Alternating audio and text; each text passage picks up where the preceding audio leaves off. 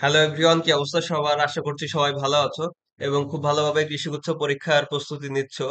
তো তোমাদের ব্যাকগ্রাউন্ডে হয়তো একটা সাউন্ড দেখতে পাচ্ছ, তার জন্য খুবই দুঃখিত। আমাদের হলে আসলে ফিস্ট চলতেছে, তো যার কারণে এই সাউন্ডটা, যার জন্য সরি। আমি যথেষ্ট জোরে কথা বলার চেষ্টা করব, আশা করছি শোনা যাবে, ঠিক আছে? একটু কষ্ট করে হলেও ভিডিওটা দেখো, কারণ ভিডিওটা তোমাদের জন্য খুবই উপকারী। কারণ তোমরা অনেকেই কোশ্চেন করতেছো যে ভাই আলটিমেটলি কিভাবে আমি কৃষিগুচ্ছ পরীক্ষায় অ্যান্সার করব, টাইম ম্যানেজমেন্টটা কিভাবে করব, কোন সাবজেক্ট আগে অ্যান্সার করব বা কোন সাবজেক্ট পরে অ্যান্সার করব, ঠিক আছে? আচ্ছা, প্রথমে আমি বলবো যে তোমরা প্রথমে বায়োলজি দিয়ে স্টার্ট করবা, দেন হচ্ছে কেমিস্ট্রি, তারপরে ফিজিক্স, তারপরে হচ্ছে ইংলিশ এবং লাস্টে ম্যাথ অ্যান্সার করবা বলে আমি মনে করছি।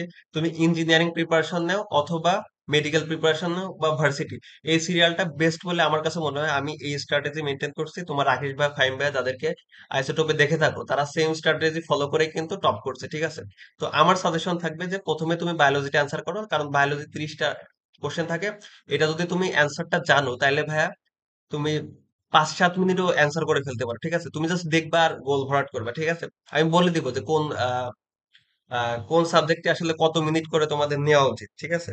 আমি এরকম একটা প্যাটার্ন সাজিয়েছি, 5টা সাবজেক্টে আসলে কত মিনিট করে দেওয়া উচিত, ঠিক আছে? তো আমি এরপরের স্লাইডে আমি তোমাদের বলে দিব যে আসলে কত মিনিট কোন সাবজেক্টের ক্ষেত্রে নেওয়া উচিত। তো এই যে এখানে যে সিরিয়ালটা আছে, এই সিরিয়ালেই তোমরা অ্যান্সার করো। প্রথম বায়োলজি, দেন কেমিস্ট্রি, দেন ফিজিক্স, দেন ইংলিশ, তারপরে হচ্ছে ম্যাথ। এখন অনেকে বলতে পারো যে ভাইয়া ইংলিশটা লাস্টে দাগানো যায় কিনা? হ্যাঁ ভাই, ইংলিশটা লাস্টে দাগানো যেতে পারে, কিন্তু আমার কাছে মনে হয় যে ইংলিশটা যদি তুমি আগে দাগাও, তোমার ইংলিশে আমি মাত্র 3 মিনিট দিব। ইংলিশটা যদি তুমি পারো, এই 3 মিনিটে তুমি 7-8টা অ্যান্সার করতে পারবে। আর ভাই আমি বলে দিচ্ছি, তুমি ইংলিশে আলটিমেটলি দশটা দশটা কখনোই পারবে না। তুমি আলটিমেটলি 6, 7, 8 এর বেশি অ্যান্সার করতে পারবে না, ঠিক আছে? আর করলেও বাকিগুলো হয়তো ভুল হবে, কনফিউশনে অ্যান্সার করবে, ঠিক আছে? সো আমি এখানে যদি একটু লিখি যে আমরা আসলে কত মিনিট করে নেওয়া উচিত, আমি মনে করি যে তুমি বায়োলজিতে যদি আহ সবগুলো অ্যান্সার করতে পারো বা নাও পারো, যেগুলাই পারো, ধরো তুমি 30টার মধ্যে 25টা পারলা বা 22টা পারলা, এটার জন্য তোমার 8 মিনিটের বেশি নেওয়া উচিত হবে না, ঠিক আছে? সো বায়োলজির ক্ষেত্রে 8 মিনিট, ঠিক আছে? আচ্ছা, আমরা একটু ইংলিশে লিখি। একটু ওয়েট করো, আমরা একটু ইংলিশে লিখি, তাহলে ওটা বেটার হবে। আচ্ছা, বায়োলজির ক্ষেত্রে আমরা নিব হচ্ছে 8 মিনিট, ঠিক আছে? আচ্ছা, এরপরে কেমিস্ট্রির ক্ষেত্রে আমরা 12 মিনিট নিব। কেমিস্ট্রির ক্ষেত্রে তোমার অনেকগুলা থিওরিক্যাল কোশ্চেন আসবে, ধরো 20টার মধ্যে অ্যাটলিস্ট 10, 12, 13টা বা তারও বেশি, 15টা আসতে পারে থিওরিক্যাল কোশ্চেন, ঠিক আছে? ওগুলা করতে তো তোমার বেশি টাইম লাগবে না। 4 মিনিট বেশি দেওয়ার কারণ কেমিস্ট্রিতেও ম্যাথমেটিক্যাল টার্ম আসছে, 2-3টা ম্যাথও দিতে পারে। বা কেমিস্ট্রি একটু, যেগুলা একটু অ্যানালিটিক্যাল কোশ্চেন বা একটু অ্যানালাইসিস করে দিন আনসার করতে হচ্ছে। যেমন ধরো তোমার পর্যায়বৃত্ত ধর্ম যে চ্যাপ্টারটা আছে, ওই চ্যাপ্টারটা থেকে দেখা যাচ্ছে কোনটার আয়তনীকরণ শক্তি বেশি বা কোনটার ব্যাসার্ধ বেশি, এটা একটু অ্যানালাইসিস করে দিন আনসার করতে হয়। তো যার কারণে কেমিস্ট্রিতে অবশ্যই তোমার অ্যাটলিস্ট 12 মিনিট নেওয়া উচিত। এরপরে ফিজিক্সের ক্ষেত্রে ম্যাথমেটিক্যাল টার্ম কেমিস্ট্রির তুলনায় বেশি আসবে, দেখা যাচ্ছে 10 থেকে 12টা ম্যাথ আসবে এবং 7 থেকে 8টা থিওরিক্যাল কোশ্চেন আসবে, ঠিক আছে? সেক্ষেত্রে ফিজিক্সের ক্ষেত্রে 17 মিনিট ইনাফ বলে আমি মনে করতেছি, ঠিক আছে? আচ্ছা, এরপরে আমরা অ্যান্সার করবো ইংলিশ। ইংলিশের ক্ষেত্রে আমরা 3 মিনিট ধরে রাখবো, ঠিক আছে? ইংলিশে 3 মিনিটের বেশি দেওয়ার দরকার আছে বলে আমি মনে করি না, কারণ তুমি যদি আলটিমেটলি না পারো, 3 মিনিট কেন, 10 মিনিট দিলেও তুমি পারবে না, ঠিক আছে? এবং ম্যাথের যেহেতু প্রত্যেকটাই ম্যাথমেটিক্যাল টার্ম, সেক্ষেত্রে আমরা ম্যাথের ক্ষেত্রে রাখতেছি 20 মিনিট। এবার টোটাল যদি সাম আপ করো, তাহলে 12 আর 20, 20 আর 20 40, 40 আর 17 57, 57 আর 3 টোটাল হচ্ছে আমার 60 মিনিট হচ্ছে, ঠিক আছে? 60 মিনিট। এখন তুমি তো আলটিমেটলি 60 মিনিটও পাও না, ঠিক আছে? 55 মিনিট পাও, ঠিক আছে?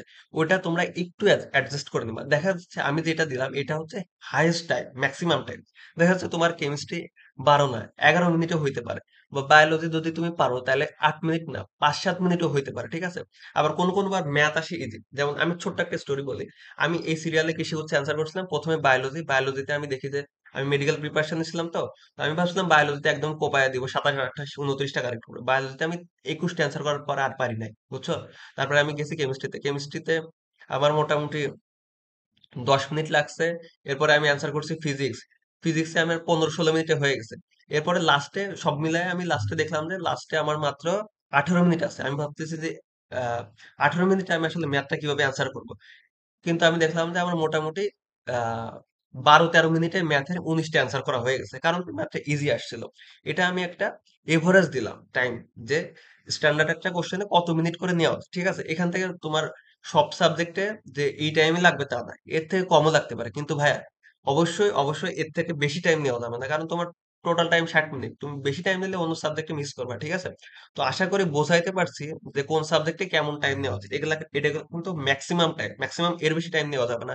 এর থেকে তুমি 2-1 মিনিট কম নিতে পারো। দেখা ফিজিক্স আর একটু ইজি আসলো, তোমার 15 মিনিটে হয়ে গেল, ঠিক আছে?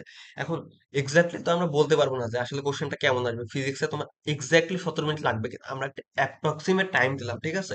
এখন তোমার কোনোটা আগে হইতে পারে, কোনোটা পরে হইতে পারে, ঠিক আছে? আচ্ছা, এইভাবে তোমরা হচ্ছে টাইম ম্যানেজমেন্ট করবে, ঠিক আছে? আর একটা কথা ভাইয়া, আমাদের তোমরা জানো যে আমাদের একটা এক্সাম ব্যাচ আছে, সেটা হচ্ছে টার্গেট বা 1.0।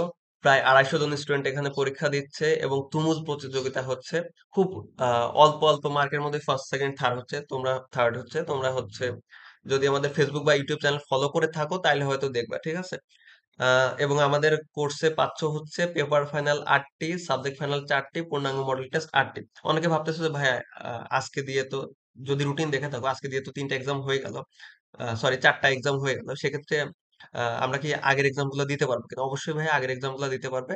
আমাদের রুটিনটা যদি তোমরা দেখো, তোমরা দেখবে যে 12-13 তারিখে ছুটি আছে, তো তোমরা যদি আজকেও ভর্তি হও, আমাদের সাথে কন্টিনিউ করো, এবং যে 4টা এক্সাম দিতে পারো না ওটা হচ্ছে 12-13 তারিখে তোমরা একটু দিয়ে ফেলবা কষ্ট করে।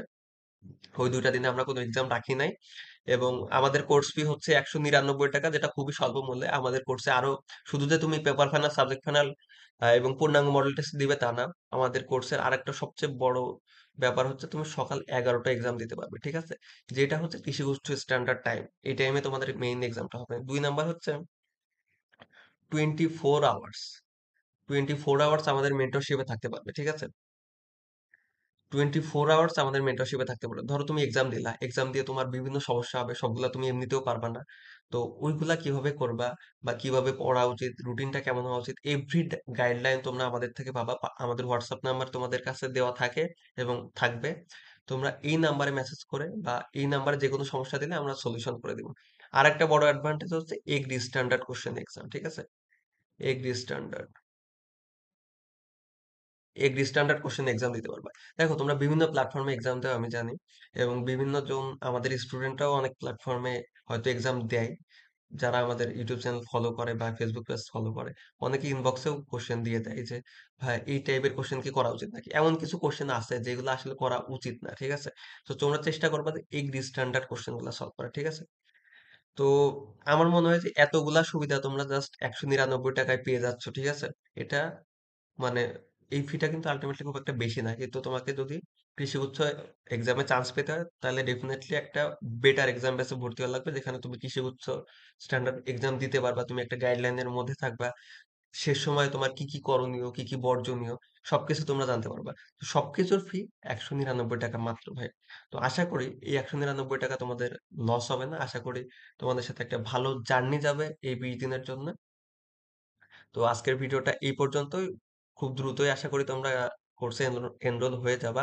যত দ্রুত হবা ততই বেটার। তোমরা যদি ভেবে থাকো যে 3-4 দিন পরে হবা, আলটিমেটলি তোমারই লস। তুমি যেহেতু ভর্তি হবাই, সো আগে হওয়াই ভালো, ঠিক আছে? তাহলে তুমি আমাদের সাথে কন্টিনিউ করতে পারবে, একটা রুটিনের মধ্যে থাকতে পারবে, ঠিক আছে? তো যত দ্রুত পারো আমাদের এক্সাম ব্যাচটাতে ভর্তি হয়ে যাও, সেরা একটা এক্সাম ব্যাচ হতে যাচ্ছে। আজকের ভিডিওটা এই পর্যন্ত। ধন্যবাদ সবাইকে।